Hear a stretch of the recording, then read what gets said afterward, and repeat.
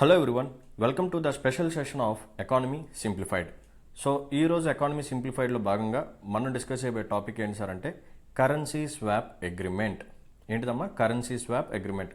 So most of the students నన్ను recommend చేయడం జరిగింది, సార్ కరెన్సీ స్వాప్ అగ్రిమెంట్ మీద ఒక వీడియో చేయండి. ఎందుకంటే యూట్యూబ్లో ఈ పర్టికులర్ టాపిక్ మీద మనం చూస్తే సో అంత డీటెయిల్డ్ ఎక్స్ప్లెనేషన్ అయితే ఎక్కడా లేదు. సో కొన్ని చోట్ల క్లారిటీ అయితే మిస్ అవుతుంటుంది. సో ఈరోజు ఈ పర్టికులర్ సెషన్లో ఆ డౌట్స్ కానీ తీసేసి మనం ఫుల్ క్లారిటీతో ఈ పర్టికులర్ టాపిక్ని కంప్లీట్ చేద్దాం. ఓకేనా? Right. So without any delay let start our session. First మనం ఈ వర్డ్ని డీకోడ్ చేద్దాం. కరెన్సీ స్వాప్ అగ్రిమెంట్ అనే వర్డ్ని ఒకసారి డీకోడ్ చేద్దాం. సో స్వాప్ అంటే ఏంటి? Swap is nothing but exchange. Swap అంటే ఏంటమ్మా? ఎక్స్చేంజ్ అనమాట. సో దేన్ని ఎక్స్చేంజ్ చేసుకుంటున్నారు? కరెన్సీని ఎక్స్చేంజ్ చేసుకుంటున్నారు. సో ఎప్పుడైనా సరే ఒక టూ పార్టీస్ ముందుకు వచ్చి సో వాళ్ళ దగ్గర ఉన్న కరెన్సీస్ని ఎక్స్చేంజ్ చేసుకుంటే దాన్ని కరెన్సీ స్వాప్ అని చెప్పి పిలుస్తాం. బట్ ఇలా ఇష్టం వచ్చినట్టు ఎక్స్చేంజ్ చేసేసుకుంటే కుదరదు. ఎందుకంటే దాని మీద certain amount of interest too parties pay చేసుకుంటూ ఉండాలి. అండ్ సమ్ టైం పీరియడ్ తర్వాత వాళ్ళు ఇచ్చిన కరెన్సీని మళ్ళీ తీసేసుకుంటారనమాట. ఓకేనా? సో అందుకని చెప్పి ఒక అగ్రిమెంట్ని రాసుకుంటారు. సో కరెన్సీ స్వాప్ అగ్రిమెంట్లో ఏం జరుగుతుందంటే టూ కంట్రీస్ ఇన్వాల్వ్ అయ్యి వాళ్ళ దగ్గర ఉన్న కరెన్సీస్ని ఎక్స్చేంజ్ చేసుకొని after some time period, so ఒక టైం పీరియడ్ తర్వాత ఒక 1 year అవ్వచ్చు, 2 years అవ్వచ్చు, ఒక టెన్యూర్ని ఫిక్స్ చేసుకొని ఆ టైం పీరియడ్ తర్వాత వాళ్ళు ఎక్స్చేంజ్ చేసుకున్న కరెన్సీస్ని మళ్ళీ తిరిగి తీసేసుకుంటారనమాట. సో ఇలా కొన్ని నార్మ్స్ అండ్ కండిషన్స్ వాళ్ళు పెట్టుకుంటారు. ఓకేనా? కొన్ని నార్మ్స్ అండ్ కండిషన్స్ పెట్టుకుంటారు కాబట్టి దీన్ని మనం అగ్రిమెంట్ అని చెప్పి పిలుస్తాం అనమాట. సో ఓవరాల్గా కరెన్సీ స్వాప్ అగ్రిమెంట్ అంటే ఏంటో మీనింగ్ మనకి తెలిసింది.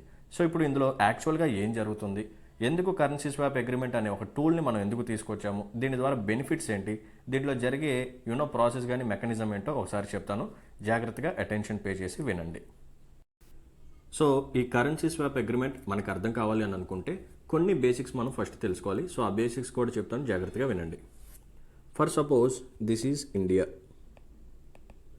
సో ఇండియాలో మనకి జనరల్గా 2 types ఆఫ్ ట్రాన్సాక్షన్స్ జరుగుతూ ఉంటాయి. ఫస్ట్ వన్ వచ్చేసరికి there are some importers and there are some exporters. మన ఇండియాలో ఇంపోర్టర్స్ ఉంటారు, ఎక్స్పోర్టర్స్ కూడా ఉంటారు. సో ఇంపోర్టర్స్ ఏం చేస్తూ ఉంటారు? They just import goods from other countries. So మనకి గూడ్స్ అనేవి లోపలికి వస్తాయి.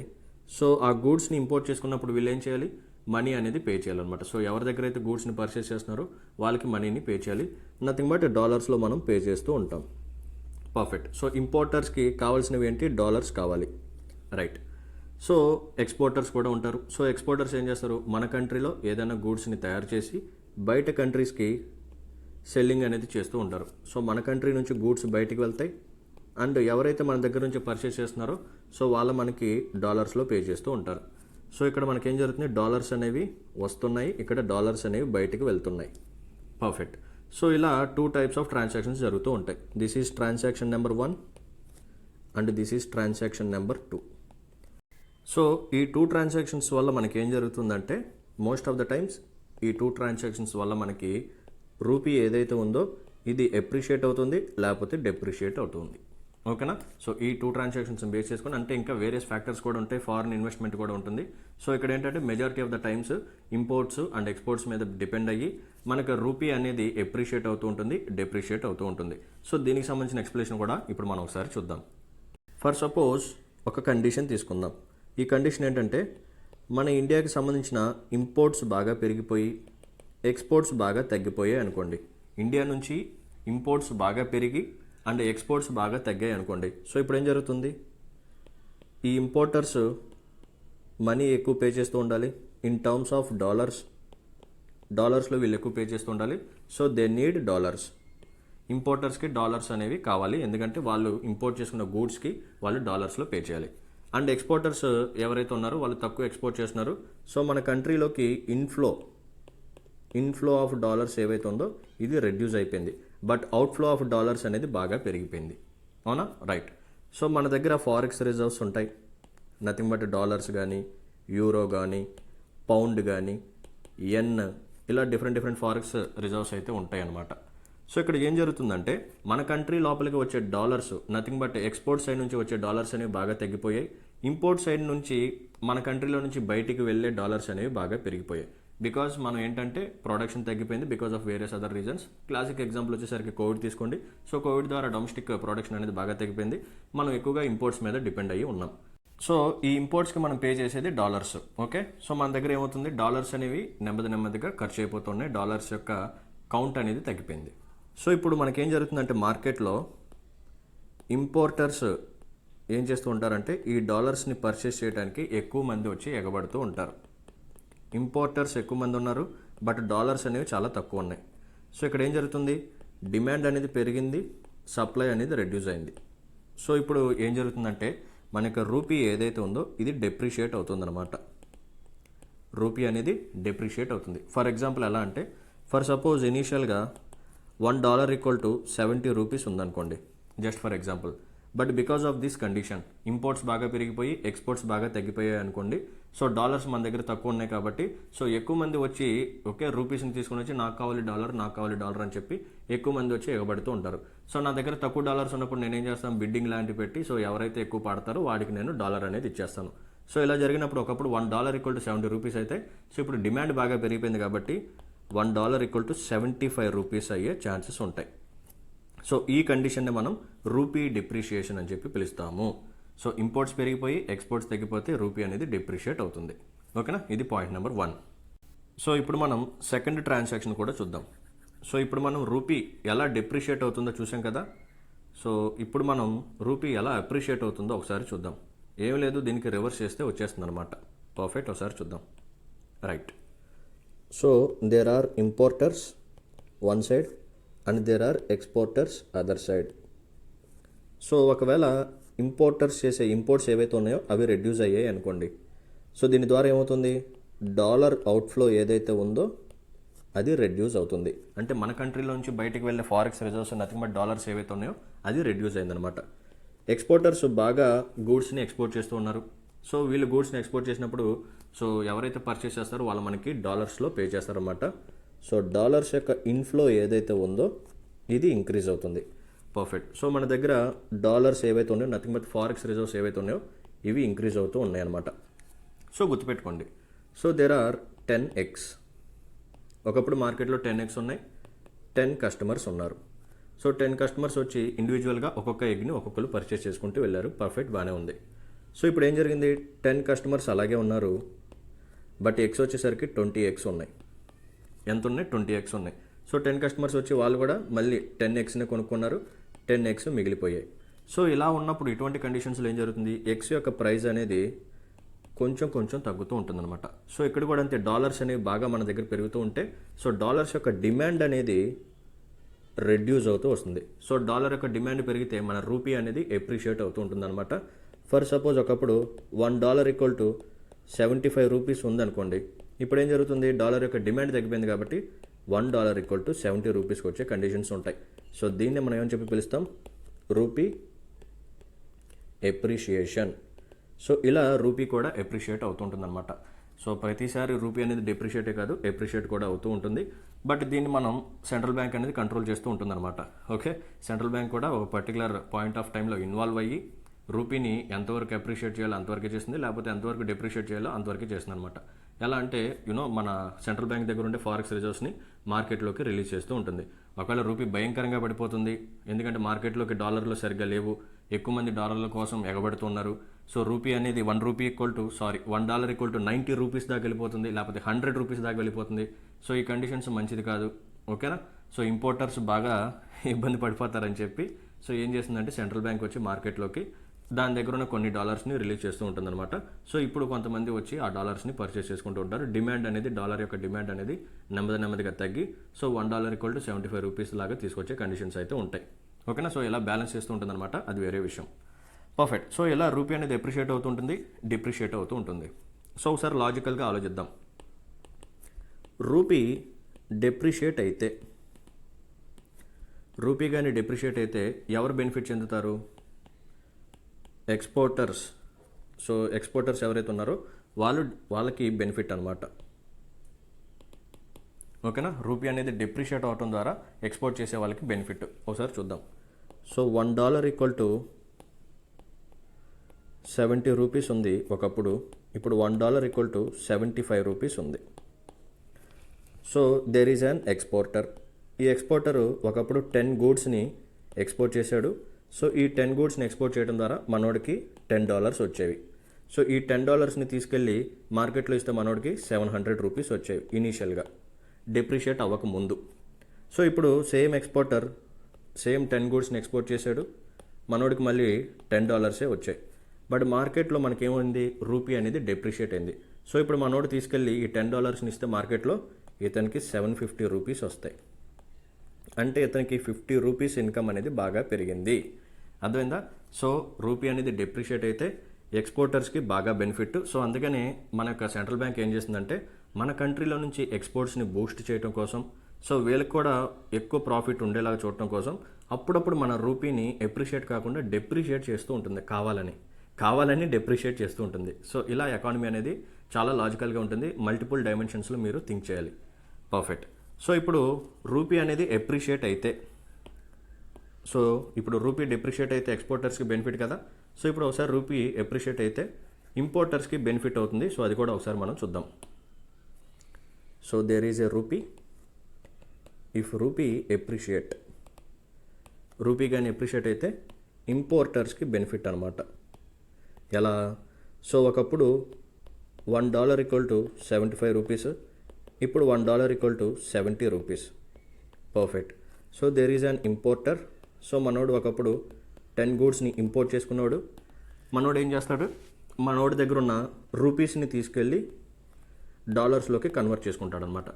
సో ఇనీషియల్గా మనోడు ఈ 10 గూడ్స్కి ఎంత పే చేయాలి, 750 రూపీస్ని తీసుకెళ్తే $10 వచ్చేవి. ఈ $10 తీసుకెళ్ళి ఎవరైతే మనోడికి ప్రోడక్ట్స్ నమ్మారో వాడికి పే చేస్తాడనమాట. ఎంత కావాలి, 750 రూపీస్ కావాలి. సో ఇప్పుడు రూపీ అప్రిషియేట్ అవడం ద్వారా ఈ 10 గూడ్స్కి మనోడి దగ్గర జస్ట్ 700 రూపీస్ ఉంటే చాలు, ఇది తీసుకెళ్ళి మార్కెట్లో ఇస్తే $10 వచ్చేస్తాయి. ఈ $10 తీసుకెళ్ళి ఆ ప్రోడక్ట్ అమ్మేవాడికి ఇచ్చేచ్చు అనమాట. సో ఇక్కడ ఈ 50 రూపీస్ అనేది ఈ ఇంపోర్టర్కి సేవ్ అయిందనమాట. సో ఎప్పుడైతే రూపీ అనేది ఎప్రిషియేట్ అవుతుందో ఇంపోర్ట్ చేసుకునే వాళ్ళకి బెనిఫిట్ అవుతుంది, ఎప్పుడైతే రూపీ డెప్రిషియేట్ అవుతుందో ఎక్స్పోర్ట్ చేసుకునే వాళ్ళకి బెనిఫిట్ అవుతుంది అనమాట. పర్ఫెక్ట్. సో వీటిని బేస్ చేసుకొని మనం ఇంపోర్ట్స్ని ఎక్స్పోర్ట్స్ని బేస్ చేసుకొని మన దగ్గర ఫారెక్స్ రిజర్వ్స్ అనేవి అంటే ఇంక్రీజ్ అవటం కానీ డిక్రీజ్ అవటం కానీ జరుగుతుంటుంది. సో దీన్ని బేస్ చేసుకుని ఒక కాన్సెప్ట్ ఉంటుందన్నమాట, అది బ్యాలెన్స్ ఆఫ్ పేమెంట్. సో మనకేంటంటే 1990స్లో మన ఇండియా దగ్గర ఫారెక్స్ రిజర్వ్స్ అనేవి భయంకరంగా పడిపోయాయి. ఓకేనా? సో ఎంతంటే మన దగ్గర ఉన్న ఫారెక్స్ రిజర్వ్స్లో మనం కేవలం 15 డేస్ వరకే మనం ఇంపోర్ట్స్ని బ్యాలెన్స్ చేయగలం అనమాట. అంటే మనకు ఇంపోర్ట్ బిల్ ఏదైతే ఉందో, సో మన దగ్గర ఉండే ఫారెక్స్ రిజర్వ్స్లో కేవలం 15 డేస్ వరకే మనం సర్వైవ్ అవ్వగలము. సో ఆ 15 డేస్ తర్వాత మన దగ్గర ఫారెక్స్ రిజర్వ్స్ అన్నీ ఎగ్జాస్ట్ అయిపోతాయి. సో ఇప్పుడు మనం వెళ్ళి బయట కంట్రీస్ దగ్గర ఫారెక్స్ రిజర్వ్స్ని పర్చేస్ చేయాల్సిన పొజిషన్స్ అయితే వచ్చేది, నథింగ్ బట్ బారో చేయాల్సిన కండిషన్స్ అయితే వచ్చాయి అనమాట. సో అందుకనే బ్యాలెన్స్ ఆఫ్ పేమెంట్ క్రైసిస్ మనకి 1990స్లో వచ్చిన తర్వాత మనం ఎల్పిజి రిఫార్మ్స్ని తీసుకురావడం జరిగింది, nothing but liberalisation, privatisation and globalisation. So ఎప్పుడైనా సరే నీడ్ వచ్చినప్పుడు ఈ కాన్సెప్ట్ కూడా చెప్తాను. నథింగ్ బట్ ఏం లేదమ్మా, అప్పటి వరకు మన కంట్రీలో ఫారిన్ ఇన్వెస్ట్మెంట్ అనేది బాగా రిస్ట్రిక్షన్స్ ఉండేవి. ఓకేనా? సో అన్ని సెక్టర్స్లో ఫారిన్ ఇన్వెస్ట్మెంట్ అనేది ఎలా ఉండేది కాదు, ఉన్నా కానీ చాలా తక్కువ అమౌంటే ఇన్వెస్ట్మెంట్ పర్సంటేజ్ అయితే ఉండేదన్నమాట. But because of these LPG reforms so ఎక్కువ సెక్టార్స్లోకి ఇప్పుడు ఫారిన్ ఇన్వెస్ట్మెంట్ అనేది వచ్చింది అండ్ ఎక్కువ పర్సంటేజ్ కూడా వాళ్ళకి ఎలా ఉంది కాబట్టి సో ఎక్కువ డాలర్స్ అయితే మన కంట్రీలోకి వచ్చి ఇన్వెస్ట్మెంట్ రూపంలోకి మనకు ఫారెక్స్ రిజర్వ్స్ అని బాగా పెరుగుతూ ఉన్నాయి. సో మన ఫారెక్స్ రిజర్వ్స్ పెరిగితే ఆటోమేటిక్గా బ్యాలెన్స్ ఆఫ్ పేమెంట్ క్రైసిస్ నుంచి మనం బయటపడవచ్చు అనమాట. సో ఎందుకు మన దగ్గర డాలర్స్ అనేవి పెరిగాయి. సో ఇప్పుడు మనం ఇంపోర్ట్స్కి కావాల్సిన డాలర్స్ అనేవి సఫిషియెంట్గా ఉన్నాయి కాబట్టి so balance of payment crisis అయితే ఉండదు. ఒకవేళ మన దగ్గర డాలర్స్ కానీ ఎగ్జాస్ట్ అయిపోతే ఇంపోర్ట్స్కి అయ్యే ఖర్చు ఏదైతే ఉందో నథింగ్ బట్ ఆ బిల్ ఏదైతే ఉందో మనం ఇప్పుడు పే అయితే చేయలేము, ఎందుకంటే మన దగ్గర డాలర్స్ లేవు. సో డాలర్స్ లేకపోతే ఇంపోర్ట్స్కి అయ్యే ఖర్చుని మనం సాటిస్ఫై చేయలేం. సో ఇప్పుడు మనకున్న ఆప్షన్ ఏంటి, వేరే కంట్రీస్ దగ్గరికి వెళ్ళి లేకపోతే వేరే బ్యాంక్స్ దగ్గరికి వెళ్ళి లేకపోతే కొన్ని ఇన్స్టిట్యూషన్స్ ఉంటాయి, సో వాళ్ళ దగ్గరికి వెళ్ళి మనం డాలర్స్ని అయితే బారో చేసుకోవాల్సిన కండిషన్స్ అయితే వస్తాయి. సో ఇటువంటి సిచ్యువేషన్స్లో వాళ్ళు మన మీద కొన్ని నామ్స్, కండిషన్స్, రెస్ట్రిక్షన్స్ పెడుతూ ఉంటారు. సో వాటన్నిటిని మనం బైండింగ్గా తీసుకొని సో వాళ్ళ దగ్గర మనం డౌన్ అయ్యి వాళ్ళు ఇచ్చిన డాలర్స్ మనం తీసుకొని వచ్చి మన యొక్క ఇంపోర్ట్ బిల్ని అయితే మనం పే చేయాల్సిన సిచ్యువేషన్స్ అయితే వస్తాయి. సో ఇటువంటి కండిషన్స్ ఏ కంట్రీకి ఉండకూడదని చెప్పి సో బ్యాలెన్స్ ఆఫ్ పేమెంట్ క్రైసిస్ని మనం అవాయిడ్ చేస్తూ ఉండాలి. నథింగ్ బట్ మన దగ్గర సఫిషియెంట్ ఫారెక్స్ రిజర్వ్స్ అయితే ఉంటే ఈ బ్యాలెన్స్ ఆఫ్ పేమెంట్ క్రైసిస్ నుంచి మనం బయటపడవచ్చు అనమాట. జనరల్గా బ్యాలెన్స్ ఆఫ్ పేమెంట్లో మనకి ఏముంటుందంటే కరెంట్ అకౌంట్, క్యాపిటల్ అకౌంట్ అని చెప్పి 2 టైప్స్ ఆఫ్ ట్రాన్సాక్షన్స్ ఉంటాయి, 2 టైప్స్ ఆఫ్ అకౌంట్స్ ఉంటాయి. సో వాటిలో డిఫరెంట్ ట్రాన్సాక్షన్స్ అయితే జరుగుతుంటాయి. So when ever time permits I will do a video on balance of payment. Okay, so balance of payment ఏంటి, so దాంట్లో ఏ accounts ఉంటాయి, బ్యాలెన్స్ ఆఫ్ పేమెంట్ క్రైసిస్ గురించి, LPG reforms గురించి next మనకి ఎప్పుడైనా ఫ్యూచర్లో సెషన్స్ చేద్దాం. రైట్, సో ఇంపోర్ట్స్ ఎక్స్పోర్ట్స్ని బేస్ చేసుకుని మన దగ్గర ఫారెక్స్ రిజర్వ్స్ అనేవి చేంజ్ అవుతూ ఉంటాయి. సో దీని ద్వారానే మనకి రూపీ అనేది ఎప్రిషియేట్ అవుతాం, డిప్రిషియేట్ అవడం కూడా జరుగుతూ ఉంటుందన్నమాట. సో ఫారెన్ ఇన్వెస్ట్మెంట్ కూడా ఇందులోకి కీ రోల్ అనేది ప్లే చేస్తూ ఉంటుంది. పర్ఫెక్ట్. సో ఇప్పుడు there are 2 countries, country 1 and country 2. For example let us take country 1 as India and country 2 as Sri Lanka. So present రీసెంట్గా శ్రీలంక యొక్క పొజిషన్, ఫినాన్షియల్ కండిషన్ అనేది సరిగ్గా లేదు. సో అది అందరూ మనకు తెలిసిందే. సో వాళ్ళ దగ్గర ఉన్న ఫారెక్స్ రిజర్వ్స్ కూడా చాలా ఎగ్జాస్ట్ అయిపోయాయి. సో ఈవెన్చువల్గా ఏం జరిగిందంటే శ్రీలంకకి సంబంధించిన డొమెస్టిక్ కరెన్సీ ఏదైతే ఉందో సో అది బాగా డెప్రిషియేట్ అయిపోయింది అనమాట. సో డాలర్స్కి ఎగనెస్ట్గా అండ్ మన రూపీకి, ఇండియన్ రూపీకి ఎగనెస్ట్గా Sri Lankan currency, nothing but Sri Lankan rupee ఏదైతే ఉందో అది బాగా డెప్రిషియేట్ అయిపోయింది. ఎందుకంటే వాటి దగ్గర ఉన్న ఫారెక్స్ రిజర్వ్స్ అని బాగా ఎగ్జాస్ట్ అయిపోయాయి because of various other reasons. So ఒకటి వచ్చేసరికి ఆర్గానిక్ ఫార్మింగ్కి కంప్లీట్గా షిఫ్ట్ అయిపోవటం కానీ, లేకపోతే వాళ్ళకి టూరిజం, మెయిన్గా శ్రీలంకకి బ్యాక్ బోన్ ఏంటంటే టూరిజం. బికాస్ ఆఫ్ కోవిడ్ ఆ టూరిజం కూడా బాగా డౌన్ఫాల్ అయిపోయింది. సో టూరిజం ద్వారా ఆ కంట్రీ లోపలికి ఎప్పుడు ఫారెక్స్ కరెన్సీ అనేది బాగా ఇన్ఫ్లో అనేది ఉంటుందన్నమాట. ఎందుకంటే టూరిస్టులు వస్తారు, సో వాళ్ళ దగ్గర ఉన్న డాలర్స్ నుంచి శ్రీలంకన్ రూపీని తీసుకుని చక్కగా బీచెస్ కానీ డిఫరెంట్ ఐలాండ్స్ కానీ బాగా ఎంజాయ్ చేస్తూ ఉంటారు. సో టూరిజం అనేది బాగుంటుంది శ్రీలంకలో. But because of Covid tourism sector అనేది బాగా పడిపోయింది. సో కోవిడ్ వల్ల ఏంటంటే అన్ని సెక్టర్స్ బాగా మళ్ళీ రీగ్రో అయినాయి, కానీ ఓ పర్టికులర్ సెక్టర్, ఆ టూరిజం సెక్టర్ ఏదైతే ఉందో అది ఇంకా నార్మల్ పొజిషన్కి అయితే రాలేదు. ఓకే, సో దీన్నే మనం కే షేప్ రికవరీ అని చెప్పి కూడా పిలుస్తాం. So recovery process different types ఉంటాయి అనమాట. U shape recovery, V shape recovery and K shape recovery. So K shape రికవరీలో ఏంటంటే కొన్ని సెక్టర్స్ మళ్ళీ తిరిగి నార్మల్ పొజిషన్లోకి వస్తాయి ఆఫ్టర్ డౌన్ఫాల్, బట్ కొన్ని సెక్టర్స్ మాత్రం ఇంకా బ్యాడ్ పొజిషన్లోనే ఉంటాయి అనమాట. రైట్, సో ఇప్పుడు ఏం జరిగింది, శ్రీలంకన్ దగ్గర వాటి దగ్గర ఉన్న రూపీ అనేది బాగా డిప్రిషియేట్ అయిపోయింది. సో ఆ కంట్రీ దగ్గర ఫారెక్స్ రిజర్వ్స్ అనేవి చాలా తక్కువ ఉన్నాయి. సో ఇక్కడ ఏం జరుగుతుందంటే ఇండియాకి శ్రీలంకకి మధ్య ట్రేడ్ అనేది రెగ్యులర్గా జరుగుతూనే ఉంటుంది. సో ఇండియా నుంచి కొన్ని గూడ్స్ మనం శ్రీలంకకి ఎక్స్పోర్ట్ చేస్తూ ఉంటాం, అండ్ శ్రీలంక నుంచి ఇండియా కూడా కొన్ని గూడ్స్ని ఇంపోర్ట్ చేసుకుంటూ ఉంటుంది. సో శ్రీలంక కూడా ఏం చేస్తుంది, ఇండియాకి కొన్ని గూడ్స్ని ఎక్స్పోర్ట్ చేస్తుంది కదా, అండ్ ఇండియా నుంచి కూడా కొన్ని గూడ్స్ని శ్రీలంక కూడా ఇంపోర్ట్ చేసుకుంటుంది. పర్ఫెక్ట్. సో ఈ ట్రేడ్ అనేది పర్ఫెక్ట్గా బ్యాలెన్స్డ్గా ఉండాలి అంటే సో మనకు కస్టమర్ కూడా బాగుండాలి. మనం బాగుంటే కాదు, మన దగ్గర నుంచి పర్చేస్ చేసుకునే కస్టమర్ నథింగ్ బట్ శ్రీలంక ఎవరైతే ఉన్నారో సో వాళ్ళు బాగుండాలి, అండ్ శ్రీలంక కూడా ఇండియా అనేది ఒక కస్టమర్, సో మనం కూడా బాగుండాలి. బట్ ఇక్కడ ఇండియా దగ్గర ఫారెక్స్ రిజర్వ్స్ అనేవి చాలా ఎక్కువగా ఉన్నాయి. సో మనకు ఫారెక్స్ రిజర్వ్స్ వచ్చేసరికి at present it was approximately around $600 billion. మన దగ్గర ఉన్న ఫారెక్స్ రిజర్వ్స్ అరౌండ్ $600 billion, చాలా ఎక్కువ అమౌంట్ అనమాట. సో పాకిస్తాన్ యొక్క ఫారెక్స్ రిజర్వ్స్ వచ్చేసరికి it was approximately around $9 billion అంతే. సో చాలా తక్కువ. సో ఇమాజిన్ చేసుకుంటే $600 billion అయితే మన దగ్గర ఉన్నాయి, ఏ డీసెంట్ అమౌంట్. సో మనతో ట్రేడింగ్ చేసే శ్రీలంక ఏదైతే ఉందో సో దీని యొక్క ఫారెక్స్ రిజర్వ్స్ యొక్క కండిషన్ అనేది చాలా డల్గా ఉంది. సో ఇది డల్గా ఉంటే ఏం జరుగుతుంది, శ్రీలంక అనేది మన దగ్గర నుంచి ఎక్కువగా ఇంపోర్ట్స్ అనేది చేసుకోలేదు, అంటే మన దగ్గర నుంచి ఎక్స్పోర్ట్స్ అనేవి శ్రీలంకకి తగ్గిపోతాయి, ఎందుకంటే వాళ్ళు పర్చేస్ చేయలేరు. సో ఈ కండిషన్ని మనం రిమూవ్ చేయాలి, ట్రేడ్ అనేది హెల్తీగా ఉండాలి, మన కస్టమర్ కూడా బాగుండాలి అని అనుకుంటే సో ఇప్పుడు మనం ఏం చేస్తామంటే కరెన్సీ స్వాప్ అగ్రిమెంట్ అని చెప్పి ఒక టూల్ని మనం తీసుకొచ్చామన్నమాట. సో దీంట్లో ఎలా జరుగుతుందో ఆపరేషన్ ఏంటో నేను చెప్తాను, జాగ్రత్తగా వినండి. So there are 2 parties, country 1 and country 2. Please pay attention. So country 1 వచ్చేసరికి ఇండియా, కంట్రీ 2 వచ్చేసరికి శ్రీలంక దగ్గర ఫారెక్స్ రిజర్వ్స్ బాగా డౌన్ఫాల్ అయిపోయింది, అండ్ దాని యొక్క domestic currency nothing but Sri Lankan rupee కూడా బాగా డిప్రిషియేట్ అయిపోయింది. అండ్ ఇండియా దగ్గర ఫారెక్స్ రిజర్వ్స్ హెల్తీగా ఉన్నాయి, అండ్ మన యొక్క currency nothing but Indian rupee కూడా మంచి పొజిషన్లోనే ఉంది, నో ఇష్యూ. సో జనరల్గా ఏంటంటే ఇండియాకి శ్రీలంకకి మధ్య ట్రేడ్ అనేది జరుగుతుంది. ఇండియా నుంచి ఎక్స్పోర్ట్స్ అవుతూ ఉంటాయి శ్రీలంకకి, అండ్ శ్రీలంక నుంచి కూడా మనం కొన్ని గూడ్స్ని ఇంపోర్ట్ చేసుకుంటూ ఉంటాం. సో మన నుంచి ఎక్స్పోర్ట్స్ అనేవి ఇంకా పెరగాలి అని అనుకుంటే శ్రీలంక దగ్గర ఫారెక్స్ రిజర్వ్స్ అనేవి ఎక్కువగా ఉండాలి. శ్రీలంక యొక్క ఫైనాన్షియల్ స్టెబిలిటీ సరిగ్గా ఉంటేనే, సో మన కస్టమర్ బాగుంటేనే మన దగ్గరికి వచ్చి వాడు రెగ్యులర్గా కొంటాడు. అదే మన కస్టమర్ దగ్గర డబ్బులు లేవనుకోండి, వాడు మన షాప్కి రావటం మానేస్తాడు అనమాట. సో అందుకని చెప్పి మనం ఏం చేస్తాం, శ్రీలంక యొక్క ఫైనాన్షియల్ కండిషన్ బాగుండాలి కాబట్టి సో మనం ఏం చేస్తామంటే మన దగ్గర ఉన్న కొన్ని ఫారెక్స్ రిజర్వ్స్లో నథింగ్ బట్ డాలర్స్ ఏవైతే ఉన్నాయో దీన్ని మనం లోన్ రూపంలో శ్రీలంకకి ఇస్తామన్నమాట. ఓకేనా, లోన్ రూపంలో శ్రీలంకకి ఇవ్వడం జరుగుతుంది.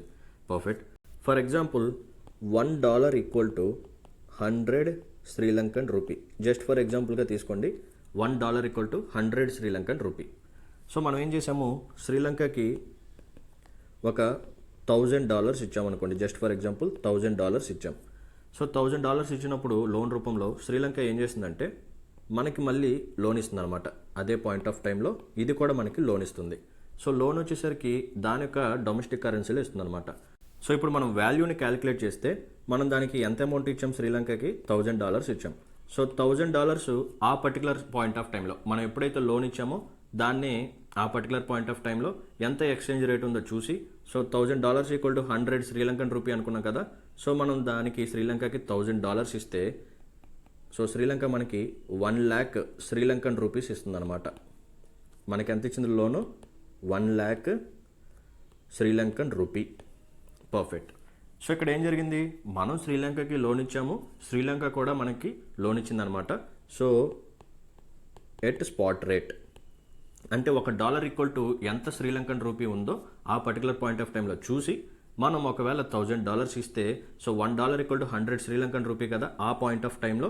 సో ఆ పాయింట్ ఆఫ్ టైంలో ఉన్న రేట్ని బట్టే సో తిరిగి మనకి శ్రీలంక కూడా లోన్ అనేది ఇస్తుంది.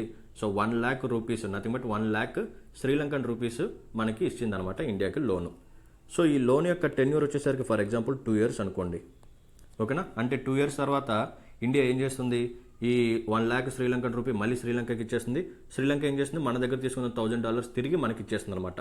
బట్ ఈ 2 years వరకు ఇద్దరు ఇంట్రెస్ట్ని పే చేసుకుంటూ ఉంటారు. ఓకే, మనం కూడా ఏం చేస్తాము, 1,00,000 తీసుకున్నాం కదా వాళ్ళ దగ్గర నుంచి, సో దీని మీద సర్టెన్ అమౌంట్ ఆఫ్ ఇంట్రెస్ట్ వేసి శ్రీలంకకు కూడా పే చేస్తూ ఉంటాము. సో శ్రీలంక ఏం చేస్తుంది, మన దగ్గర నుంచి $1000 తీసుకుంది కాబట్టి శ్రీలంక కూడా మనకి ఇంట్రెస్ట్ని పే చేస్తూ ఉంటుందన్నమాట. సో 2 years వరకు ఇంట్రెస్ట్ అనేది ఇద్దరు పే చేసుకుంటూ ఉంటారు. అండ్ ఇది ప్రిన్సిపల్ అమౌంట్ అనమాట.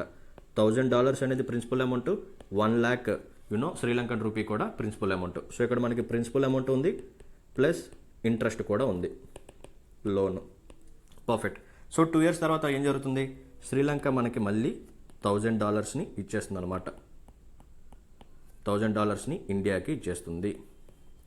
సో ఇప్పుడు ఇండియా ఏం చేయాలి, వాళ్ళ దగ్గర మనం ఎంత లోన్ తీసుకున్నాం, 1,00,000 తీసుకున్నాం, 1,00,000 శ్రీలంకన్ రూపీ. సో ఇది మళ్ళీ మనం తిరిగి శ్రీలంకకి ఇచ్చేస్తాం అనమాట. సో ఇక్కడ ఏం జరిగింది సార్ అంటే శ్రీలంకకి కావాల్సిన short term requirement, short term liquidity requirement. So short term liquidity requirement ఏదైతే ఉందో అది సాటిస్ఫై అయిందనమాట.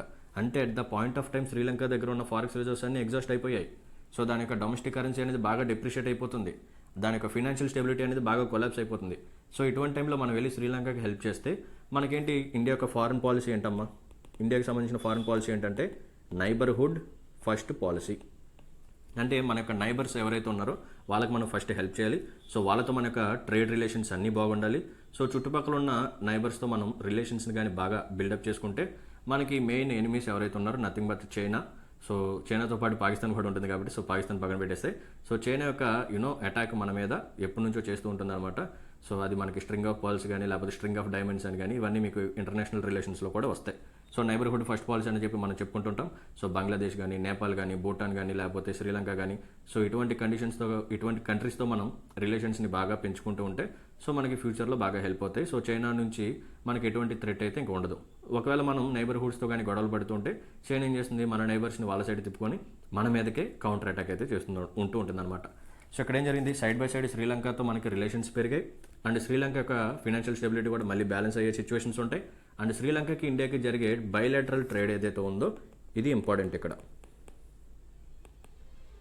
బైలాటరల్ ట్రేడ్ ఏదైతే ఉందో ఇది ఇప్పుడు బాగా ఉంటుందన్నమాట. ఎందుకంటే సో ఇప్పుడు శ్రీలంక వాటి దగ్గర కూడా ఫారెక్స్ రిజర్వ్స్ ఉన్నాయి కాబట్టి సో అదేం చేస్తుంది, ఇండియా దగ్గర నుంచి కూడా గూడ్స్ని ఇంపోర్ట్ చేసుకొని సో మనకి పే చేయాల్సిన ఇంపోర్ట్ బిల్ కూడా డాలర్స్లోనో లేకపోతే రూపీస్లోనూ పే చేస్తూ ఉంటుంది. సో ఎటువంటి ఇబ్బంది అనేది ఉండదు, ట్రేడ్ అనేది ఆగిపోద్దు. ఓకేనా. సో ట్రేడ్ అనేది కూడా కంటిన్యూ అవుతూ ఉంటుందన్నమాట. సో ఇది కరెన్సీ స్వాప్ అగ్రిమెంట్. సో ఇక్కడ 2 parties నథింగ్ బట్ 2 countries వచ్చాయి. సో 2 countries వచ్చి ప్రిన్సిపల్ అమౌంట్ని అండ్ ఇంట్రెస్ట్ని కూడా షేర్ చేసుకున్నారు for a particular period of time with some norms and conditions. So this is all about currency swap agreement. So currency swap అగ్రిమెంట్లో జరిగే mechanism ఎలా ఉంటుందన్నమాట. రైట్. సో ఇప్పుడు ఇంకొక ఇంపార్టెంట్ పాయింట్ కూడా చెప్తాను, జాగ్రత్తగా వినండి. This is India, this is Sri Lanka. So ఇందాక మనం ఏం చెప్పుకున్నాం, ఇండియా ఏం చేసింది, డాలర్స్ని శ్రీలంకకి లోన్గా ఇస్తే శ్రీలంక మనకి శ్రీలంకన్ రూపీ కరెన్సీని మనకి లోన్గా ఇచ్చిందనమాట. పర్ఫెక్ట్. సో ఇక్కడ మనం ఖచ్చితంగా డాలర్స్ని లోన్ రూపంలో ఇవ్వాలా సార్ అంటే నో. మనం కావాలి అనుకుంటే ఇండియన్ రూపీని కూడా లోన్ రూపంలో ఇవ్వచ్చు. ఓకేనా. సో ఇక్కడ ఇండియాకి సంబంధించిన డొమెస్టిక్ కరెన్సీ ఏదైతే ఉందో రూపీ, ఇండియన్ రూపీ ఏదైతే ఉందో దీన్ని కూడా మనం శ్రీలంకకి లోన్ రూపంలో ఇవ్వచ్చు. అండ్ శ్రీలంక కూడా దానికి సంబంధించిన డొమెస్టిక్ కరెన్సీ ఏదైతే ఉందో నథింగ్ బట్ శ్రీలంకన్ రూపీ ఏదైతే ఉందో సో అది మనకి లోన్ రూపంలో ఇవ్వచ్చు అనమాట. సో ఇక్కడ 2 సైడ్స్ నుంచి డొమెస్టిక్ కరెన్సీస్ని ఎక్స్చేంజ్ చేసుకోవచ్చు, లేకపోతే 1 సైడ్ నుంచి డొమెస్టిక్ కరెన్సీ, ఇంకొక సైడ్ నుంచి ఫారిన్ కరెన్సీని కూడా షేర్ చేసుకోవచ్చు అనమాట. ఓకేనా. ఈ 2 కండిషన్స్ కూడా ఉంటాయి. ప్రతిసారి ఒక సైడ్ నుంచి ఫారిన్ కరెన్సీ వెళ్ళి ఇంకొక సైడ్ నుంచి డొమెస్టిక్ కరెన్సీ సో ఇదే జరగాలని లేదు. ఎందుకంటే మనం ఒకసారి ఇండియాకి జపాన్కి మధ్య కూడా కరెన్సీ స్వాప్ అగ్రిమెంట్ అయితే జరిగిందనమాట. సో ఇండియా ఏం చేసింది, మన సైడ్ నుంచి మనం రూపీస్ ఇచ్చాం, జపాన్ ఏం చేసింది, జపాన్ సైడ్ నుంచి మనకి ఎన్ అనేది ఇచ్చిందనమాట. ఎన్ అనేది జపాన్కి సంబంధించిన కరెన్సీ. ఓకే. సో ఇక్కడ డాలర్ అనేది ఇన్వాల్వ్ అవ్వలేదు. సో ఇక్కడ ఏం జరుగుతుందంటే మన డాలర్ని సైడ్ ట్రాక్ చేసే సిచ్యువేషన్స్ అయితే మనకు ఉంది, ఆ ఛాన్స్ అయితే ఉంది. ఎందుకంటే ఇండియాకి జపాన్కి మధ్య ట్రేడ్ జరిగింది. సో ట్రేడ్ జరిగినప్పుడు మన దగ్గర ఏంటంటే ఎన్ లేదనుకోండి. ఓకే. జపాన్కి సంబంధించిన కరెన్సీ ఎన్, ఇది మన దగ్గర లేదు, అండ్ డాలర్స్ కూడా లేవు. సో మనం జపాన్ వాళ్ళతో మాట్లాడుకోవచ్చు, మై డియర్ జపాన్, మన ఇద్దరి మధ్య ట్రేడ్ రిలేషన్స్ అయితే చాలా బాగున్నాయి. సో మా దగ్గర నుంచి మీకు ఎక్స్పోర్ట్స్ బాగా వెళ్తున్నాయి అండ్ మీ సైడ్ నుంచి కూడా మాకు ఇంపోర్ట్స్ బాగా వస్తున్నాయి. సో ఇద్దరు రిలేషన్స్ బాగున్నాయి. బట్ అన్ఫార్చునేట్లీ మా దగ్గర ఫారెక్స్ రిజర్వ్స్ లేవు, నథింగ్ బట్ డాలర్స్ అయితే లేవు, ఎన్ కూడా లేవు. కాబట్టి సో ఒక డీల్ చేసుకుందాం. సో ఏం చేద్దామంటే మీరు మాకు మీ యొక్క డొమెస్టిక్ కరెన్సీ ఎన్ ఏదైతే ఉందో దాన్ని మాకు లోన్లో ఇవ్వండి. ఓకేనా. లోన్ రూపంలో మీరు ఎన్ని కరెన్సీని మాకు ఇవ్వండి. పర్ఫెక్ట్. సో మేమేం చేస్తాము, సో ఈ ఎన్ని మీరు ఎంతైతే ఇస్తున్నారో దానికి ప్రెజెంట్ స్పాట్ రేట్ ఎంతైతే ఉందో 1 N equal to for example 20 rupees అనుకోండి, 1 ఎన్ ఈక్వల్ టు 20 రూపీస్ అనుకోండి. సో మీరు 100 ఎన్ ఇస్తే మేము 2000 రూపీస్ మేము మీకు ఇస్తామన్నమాట. మీరు మాకు 100 ఎన్ ఇస్తే మేము మీకు 2000 రూపీస్ లోన్ రూపంలో ఇస్తాము. సో ఒక పర్టికులర్ పీరియడ్ వరకు మనం పెట్టుకుందాం, 2 ఇయర్స్ 3 ఇయర్స్ అలా పెట్టుకుందాం. సో ఈ టైం పీరియడ్ వరకు ఇద్దరం ఇంట్రెస్ట్ పే చేసుకుంటూ ఉందాం. సో టెన్యూర్ అయిపోయిన తర్వాత సో మీరు మాకు ఇచ్చిన ఎన్ని మేము మీకు తిరిగి ఇచ్చేస్తాము అండ్ మేము మీకు ఇచ్చిన ఇండియన్ రూపీని కూడా మాకు తిరిగి ఇచ్చేయండి అని చెప్పి ఇక్కడ మనం ఏం చేసాము, డాలర్ని పక్కన పెట్టేసాం. సో డాలర్లోనే ట్రేడ్ చేయాలి. ప్రతిసారి డాలర్ యొక్క డామినెన్స్ అనేది పెరిగిపోతుంది. ఓకేనా. సో డాలర్ యొక్క పవర్ని మనం రెడ్యూస్ చేయాలని అనుకుంటే ఇది కూడా మనం చేయొచ్చు అనమాట. సో ట్రేడ్ అనేది ఖచ్చితంగా డాలర్లోనే చేయాలని రూల్ లేదు. సో మనం డాలర్ని పక్కన పెట్టేసి ఎప్పుడైనా సరే 2 కంట్రీస్ మధ్య ట్రేడ్ జరుగుతుంటే సో డొమెస్టిక్ కరెన్సీస్ని కూడా మనం యూస్ చేసుకోవచ్చు. పర్ఫెక్ట్. అర్థమైందా. రైట్. ఇప్పుడు ఒకసారి మనం పిక్చర్స్ చూద్దాం. సో ఈ లాస్ట్ పిక్చర్ ఏదైతే ఉందో ఇది 2018లో అనమాట. సో 2018లో ఏం జరిగిందంటే there is an currency swap agreement between India and Japan. So ఇండియాకి జపాన్ మధ్య కూడా కరెన్సీ స్వాప్ అగ్రిమెంట్ అయితే జరిగింది. సో ఇండియా ఏం చేసిందంటే జపాన్కి ఇండియన్ రూపీస్ రూపంలో లోన్ ఇచ్చింది అండ్ జపాన్ ఏం చేసింది ఇండియాకి దాని యొక్క డొమెస్టిక్ కరెన్సీ అయిన ఎన్ రూపంలో మనకి లోన్ అయితే ఇచ్చిందనమాట for some particular time period. ఓ పర్టికులర్ టైం పీరియడ్ వరకు టెన్యూర్ని పెట్టుకొని వీళ్ళు ఒకరికొకరు లోన్ అనేది ఇచ్చుకున్నారు. సో ఇప్పుడు ఏం జరుగుతుందంటే జపాన్కి సంబంధించిన డొమెస్టిక్ కరెన్సీ నథింగ్ బట్ ఎన్ ఏదైతే ఉందో ఇది మన దగ్గర ఉంది. సో ఇప్పుడు ఇండియా జపాన్ నుంచి ఇంపోర్ట్స్ చేసుకున్నప్పుడు ఆ ఇంపోర్ట్ బిల్ ఏదైతే ఉందో దాన్ని మనం ఎన్ రూపంలో పే చేయొచ్చు అనమాట. ఓకేనా. సో ఇప్పుడు ఏం జరిగింది, జపాన్ నుంచి ఎక్స్పోర్ట్స్ అనేవి ఇండియాకి కంటిన్యూస్గా జరుగుతూనే ఉన్నాయి. జపాన్ యొక్క బిజినెస్ పోలేదు, ఒక కస్టమర్ కూడా పోలేదు, నథింగ్ బట్ ఇండియా అనేది అలాగే కస్టమర్ లాగా ఉన్నాడు. అండ్ జపాన్ కూడా ఇండియా దగ్గర నుంచి ఇంపోర్ట్స్ చేసుకున్నప్పుడు సో దానికి సంబంధించిన ఇంపోర్ట్ బిల్ కూడా మనకు ఇండియన్ రూపీలో పే చేయొచ్చు అనమాట. సో ఇక్కడ మనం డాలర్ని పక్కన పెట్టేసాం. సో ఖచ్చితంగా ఇంపోర్ట్స్కి ఎక్స్పోర్ట్స్కి మనం డాలర్స్ యూజ్ చేయాలని రూల్ లేదనమాట. సో డాలర్ అనేది ఒక స్ట్రాంగ్ కరెన్సీ. సో అందుకని మనం ఏంటంటే దాని యొక్క హెజమనీ అనేది బాగా పెరిగిపోతుంది. సో దాన్ని మనం కొంచెం సైడ్ ట్రాక్ చేయాలి. డొమెస్టిక్ కరెన్సీస్లో కూడా మనం ట్రాన్సాక్షన్స్ అనేది చేసుకోవాలి. ఇంపోర్ట్స్ ఎక్స్పోర్ట్స్లో కూడా డొమెస్టిక్ కరెన్సీస్ ఇన్వాల్వ్ అవ్వాలని చెప్పి ఇటువంటి టూల్స్ అయితే వస్తూ ఉంటాయి అనమాట. సో ఇది 2018లో జరిగిన currency swap agreement between India and Japan. Perfect. So తర్వాత ఏం జరుగుతుంది, ఆఫ్టర్ ఈ టెన్యూర్ అయిపోయిన తర్వాత జపాన్ ఏం చేసింది, మన దగ్గర నుంచి తీసుకున్న ఇండియన్ రూపీస్ సో ఎంతైతే తీసుకుందో అంతే ఇండియన్ రూపీస్ తిరిగి మనకి ఇచ్చేస్తుంది అనమాట. అండ్ నెక్స్ట్ ఇండియా ఏదైతే ఉందో సో మనం జపాన్ నుంచి ఎన్ తీసుకున్నాం కదా, సో ఎంత అమౌంట్ అయితే ఎన్ కరెన్సీని మనం తీసుకున్నామో అది మళ్ళీ మనం తిరిగి జపాన్కి ఇచ్చేస్తాం అనమాట. ఓకేనా. సో ఇది currency swap agreement. Right. And ఇంకోటి ఏంటంటే దేర్ ఈజ్ ఆర్బీఐ మన ఇండియాకి సంబంధించిన సెంట్రల్ బ్యాంక్. సో ఇది ఏం చేసిందంటే 2012లో ఒక ఫ్రేమ్వర్క్ని తీసుకొచ్చింది. ఆ ఫ్రేమ్వర్క్ని మళ్ళీ 2019లో మనం అప్డేట్ చేసాం. So there is a framework regarding currency swap agreement with SAARC countries. So SAARC అనేది ఒక రీజనల్ గ్రూపింగ్ అనమాట. సో సార్క్లో ఎవరెవరు ఉంటారు సార్ కంట్రీస్ అంటే Afghanistan, Bangladesh, Bhutan, India, Maldives, Nepal, Pakistan and Sri Lanka. So India ఏదైతే ఉందో దీనికి సంబంధించిన సెంట్రల్ బ్యాంక్ ఆర్బీఐ ఇదేం చెప్పిందంటే ఈ రిమైనింగ్ సార్క్ కంట్రీస్ అంటే ఈ 7 కంట్రీస్ ఎవరైతే ఉన్నారో సో మీకు ఎప్పుడైనా సరే ఫారెక్స్ రిజర్వ్స్ కావాలి అని అనుకుంటే మమ్మల్ని అప్రోచ్ అవ్వండి. Let's do an currency swap agreement మనం చేసుకుందాము అని చెప్పింది అనమాట. సో ఈ కరెన్సీ స్వాప్ అగ్రిమెంట్ ద్వారా ఆర్బీఐ మ్యాక్సిమం ఎంత అమౌంట్ ప్రొవైడ్ చేయగలదు సార్ అంటే $2 బిలియన్. ఓకేనా. సో సార్క్లో ఉన్న రిమైనింగ్ మెంబర్ కంట్రీస్ అందరినీ కలిపి $2 బిలియన్ వరకు మేము కరెన్సీ స్వాప్ అగ్రిమెంట్ అయితే చేసుకోగలము అని చెప్పి ఆర్బీఐ చెప్పడం జరిగింది. సో ఇలా చెప్పిన తర్వాత ఓకే శ్రీలంక వచ్చి మనల్ని అప్రోచ్ అయింది. సో శ్రీలంకకి మనం $400 మిలియన్ అయితే కరెన్సీ స్వాప్ అగ్రిమెంట్ రూపంలో మనం చేసుకున్నాం. సో మనం $400 మిలియన్ శ్రీలంకకి ఇస్తే శ్రీలంక ఏం చేసింది ఈ $400 మిలియన్ మనం స్పాట్ రేట్లో ఎక్స్చేంజ్ రేట్లో చూసుకుంటే సో ఎంత అమౌంట్ అయితే శ్రీలంకన్ రూపీ ఉందో అంత శ్రీలంకన్ రూపీ మనకి ఇచ్చిందనమాట. సో ఇక్కడ ఏం జరిగింది సో వాళ్ళకి కావాల్సిన రిజర్వ్స్ వాళ్ళకి వెళ్ళాయి. మనకు కూడా ఏం జరిగిందంటే ఊరికనే ఇవ్వలేదు. సో మనకు కూడా లోన్ అమౌంట్ అనేది అటు నుంచి కూడా వచ్చింది. సో ఒక పర్టికులర్ టైం పీరియడ్ వరకు ఇద్దరు ఇంట్రెస్ట్లు అనేది మ్యూచువల్గా పే చేసుకుంటుంటారు. After some point of time so మనం ఎంతైతే డాలర్స్ ఇచ్చామో ఆ డాలర్స్ తిరిగి మళ్ళీ శ్రీలంక మనకి ఇచ్చేస్తుంది. అండ్ మనం శ్రీలంక దగ్గర వాటి యొక్క domestic currency nothing but Sri Lankan rupee ఎంతైతే తీసుకున్నామో అవి మళ్ళీ మనం తిరిగి శ్రీలంకకి ఇచ్చేస్తాము. ఓకేనా. సో ఇలా ఆర్బీఐ ఇంకో పాయింట్ ఏం చెప్పిందంటే ఒక్కొక్క ఇండివిజువల్ కంట్రీతో మేము minimum $100 million currency swap agreement చేసుకుంటాం. మ్యాక్సిమం వచ్చేసరికి $400 మిలియన్ వరకు కరెన్సీ స్వాప్ అగ్రిమెంట్ చేసుకుంటామని చెప్పిందనమాట. సో ఈ ఫ్రేమ్ వర్క్ వచ్చేసరికి 2019 నుంచి 2022 వరకు వాళ్ళు పెట్టుకున్నారు. ఓకేనా. సో 2019 నుంచి 2022 వరకు ఆర్బీఐ ఒక ఫ్రేమ్ వర్క్ పెట్టింది with remaining SAARC countries. So SAARC కంట్రీస్లో రిమైనింగ్ 7 కంట్రీస్ ఏవైతే ఉన్నాయో మీకు ఒకవేళ ఫారెక్స్ రిజర్వ్స్ కావాలి అని అనుకుంటే మమ్మల్ని అప్రోచ్ అవ్వండి, కరెన్సీ స్వాప్ అగ్రిమెంట్ చేసుకుందాము. సో ఒక పర్టికులర్ టైం పీరియడ్ పెట్టుకుందాము. సో ఇలా చేస్తూ ఉంటే సో ఈ సార్క్ కంట్రీస్ మధ్యలో ఉన్న బైలాటరల్ ట్రేడ్ ఏదైతే ఉందో ఇది బాగా జరుగుతుంది. సో మనకు నైబర్హుడ్ ఫస్ట్ పాలసీ కూడా సాటిస్ఫై అవుతుందన్నమాట. నథింగ్ బట్ మనకు ఫారెన్ పాలసీ ఏదైతే ఉందో నైబర్హుడ్ ఫస్ట్ పాలసీ సో దాన్ని కూడా మనం అచీవ్ చేసినట్టు అవుతాం. సో ఇప్పుడు శ్రీలంకని మనం కాపాడినట్టు అవుతుంది. అండ్ జపాన్తో కూడా మనకు ట్రేడ్ రిలేషన్స్ కూడా బాగా జరుగుతాయి. సో ఫ్యూచర్లో ఈ రిలేషన్స్ అనేవి మనకి డిఫరెంట్ పర్పసెస్లో యూజ్ అవుతాయి అనమాట. ఓకేనా. Right. So this is all about currency swap agreement. So ఇప్పుడు మీకు కరెన్సీ స్వాప్ అగ్రిమెంట్లో ఏం జరుగుతుందో మీకు ఒక క్లారిటీ వచ్చిందని అనుకుంటున్నాను. సో ఎందుకు మనకి అసలు కరెన్సీ స్వాప్ అగ్రిమెంట్ ఎందుకు కావాలో ఆల్రెడీ చెప్పాను కదా. ఇంపోర్ట్స్ ఎక్స్పోర్ట్స్ని బేస్ చేసుకొని ఎప్రిషియేషన్ జరుగుతుంటుంది. బ్యాలెన్స్ ఆఫ్ పేమెంట్ క్రైసిస్ వస్తుంది. సో మన దగ్గర ఫారెక్స్ రిజర్వ్స్ తగ్గిపోతే మనం ఇంపోర్ట్ని ఇంకా ఇంపోర్ట్కి అయ్యే బిల్లుని మనం రీపే చేయలేము. సో ఇంపోర్ట్ బిల్ని మనం సాటిస్ఫై చేయలేకపోతే మనం ఏమవుతాం కొలాప్స్ అయిపోతుంది మనకు ఎకానమీ అనేది. సో ఇంపోర్ట్స్కి అయ్యే ఖర్చు మనం సాటిస్ఫై చేయలేకపోతే మనకు రూపీ అనేది భయంకరంగా డిప్రిషియేట్ అయిపోతుంది. సో శ్రీలంక రీసెంట్గా ఎటువంటి సిచ్యువేషన్ అయితే ఫేస్ చేసిందో సో మనం కూడా అది ఫేస్ చేయాల్సిన సిచ్యువేషన్ అయితే వస్తుందన్నమాట. సో ఏ కంట్రీ అయినా సో అటువంటి సిచ్యువేషన్ని ఫేస్ చేయకూడదని చెప్పి ఇటువంటి టూల్స్ అయితే మనం తీసుకొస్తూ ఉంటామన్నమాట. సో దీని ద్వారా బయలాటరల్ ట్రేడ్ పెరుగుతుంది అండ్ ఫారెన్ రిలేషన్స్ కూడా బాగా పెరుగుతాయి. Okay, perfect. So this is all about today session. I hope you like this session. మీకు కానీ నాకు ఎక్స్ప్లెనేషన్ కానీ అండ్ నాకు ఎఫర్ట్స్ కానీ నచ్చినట్టయితే please hit the like button and మీ ఫ్రెండ్స్ కూడా షేర్ చేసుకోండి. For more videos stay tune to our channel and subscribe to our channel called Sairam Sampath Rao education. Let's call it a day then. See you in the next class. Until then take care. Bye bye. జై హింద్.